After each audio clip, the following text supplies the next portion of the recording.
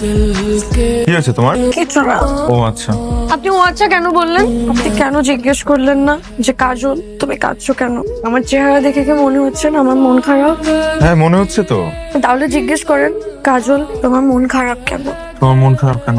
মাকে বললাম একটা শাড়ি কিনে দিতে, বললো যে নতুন শাড়ি কেনার দরকার নাই, যা আছে সেটাই পর। কিন্তু আগামী পহেলা ফাল্গুনে তুমি একটা খুব সুন্দর শাড়ি পরে বের হবে এবং সবগুলো ছেলে তোমার দিকে হা করে তাকাবে। এটা দিয়ে একটা খুব সুন্দর শাড়ি কিনবে।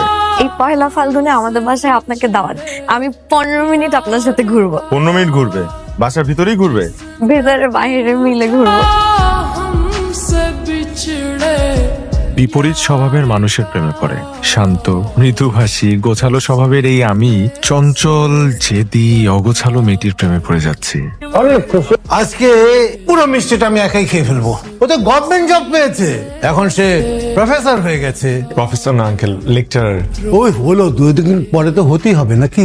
তো এবার বিয়েটা করে ফেলো। আমাকে কে বিয়ে করবে? আরে তোমাকে বিয়ে করার জন্য তো হাজার হাজার শত শত মেয়ের লাইন ধরে পড়ে আছে। তোমার কি কোনো মেয়েকে পছন্দ আছে বলো?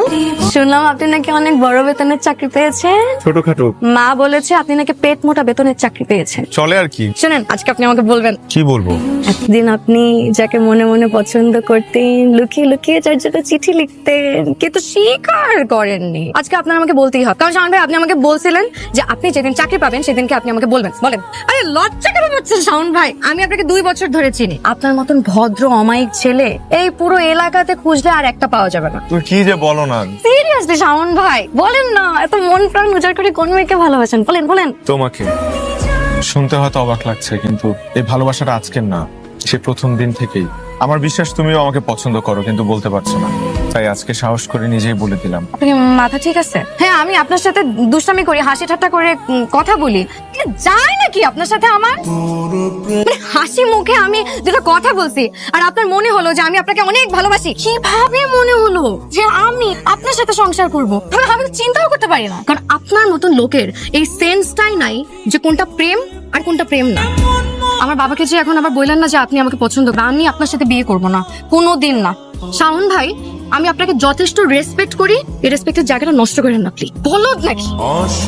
তুমি যখন চলে যাও পৃথিবীতে আবার হিমযুগ নেমে আসে। তোমার সাথে প্রতিটি কথাই কবিতা, প্রতিটি গোপন কটাক্ষই অনিঃশেষ বসন্তকাল। তোমার প্রতিটি সম্বোধন ঝর্ণার এক একটি কলধ, তোমার প্রতিটি আহ্বান এক একটি অনন্ত ভোরবেলা। তাই তুমি যখন চলে যাও মুহূর্তে সব নদীপথ বন্ধ হয়ে যায়। পদ্মার রূপালী ইলিশ তার সৌন্দর্য হারিয়ে ফেলে, পুষ্পোদ্যান খা খা মরুভূমি হয়ে ওঠে।